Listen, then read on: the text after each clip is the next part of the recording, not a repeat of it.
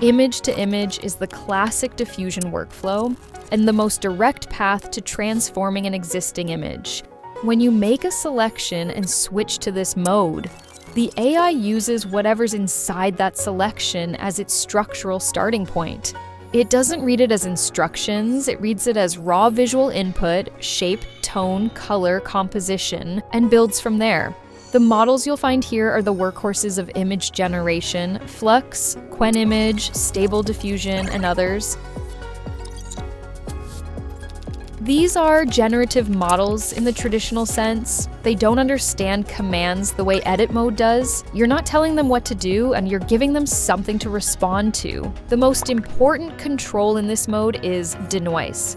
Think of it as a dial between preserve and reimagine low denoise. The result stays close to your input. The structure, the forms, the general feel, most of it carries through. Good for light passes, texture changes, gentle reinterpretation, high denoise. The model takes more creative freedom. The output can drift significantly from the original, and here's the thing. A high denoise result is often technically sharper and more coherent as an image. The model has more room to do what it's good at, but without constraints, it may ignore the structure you actually wanted to keep.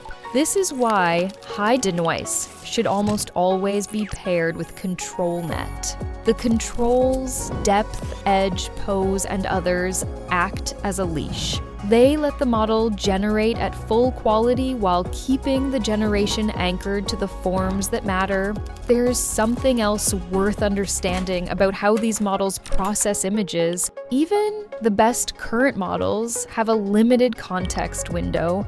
If there's too much happening inside a selection, the model gets overwhelmed.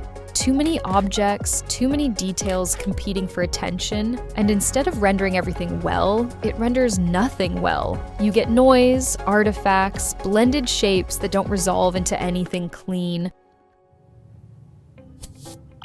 Work in zones. Select one object, one surface, one area at a time. Generate and evaluate, then move on. When you have the pieces you want, composite them through masks. Keep the best of each pass and blend them together. This zonal approach isn't a workaround, it's actually the fastest path to a polished result. You're working with how the model thinks, not against it.